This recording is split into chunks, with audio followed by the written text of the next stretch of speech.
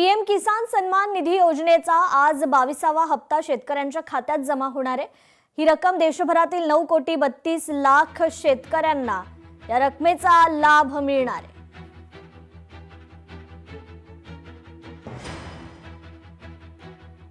तर युद्धामुळे गॅस सिलेंडरच्या दरात वाढ झाल्याची टीका हर्षवर्धन सपकाळ यांनी सरकारवर केलेली आहे। मोदी सरकार आणखी किती अच्छे दिन दाखवणार? आता स्टोव्ह विकत घ्यायची वेळ जनतेवर आली आहे, असा टोला हर्षवर्धन सपकाळ यांनी ट्विट करत लगावला।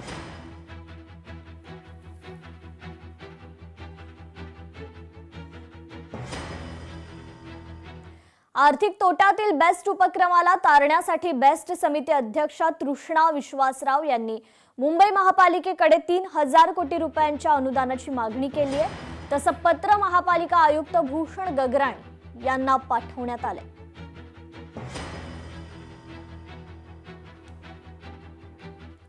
मुख्य निवडणूक आयुक्त ज्ञानेश कुमार यांना पदावरून दूर करण्याची मागणी करणाऱ्या प्रस्तावाच्या नोटिशीवर लोकसभेतील 130, राज्यसभेतील 63 अशा 193 खासदारांनी स्वाक्षऱ्या केल्या असल्याची माहिती सूत्रांनी दिली।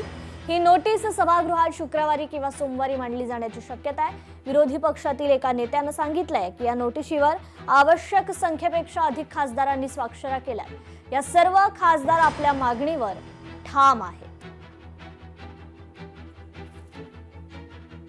मुख्य निवडणूक आयुक्तांना हटवण्याचा या ठिकाणी प्रस्ताव देण्यात आलेला आहे। तर 193 विरोधी खासदारांनी ही नोटीस काढलेली आहे। मुख्य निवडणूक आयुक्तांना हटवण्याचा हा प्रस्ताव मांडण्यात आलाय। तर या नोटिशीवर आवश्यक संख्येपेक्षा अधिक खासदारांनी स्वाक्षऱ्या केल्यात। हे सर्व खासदार आपल्या मागणीवर ठाम आहेत।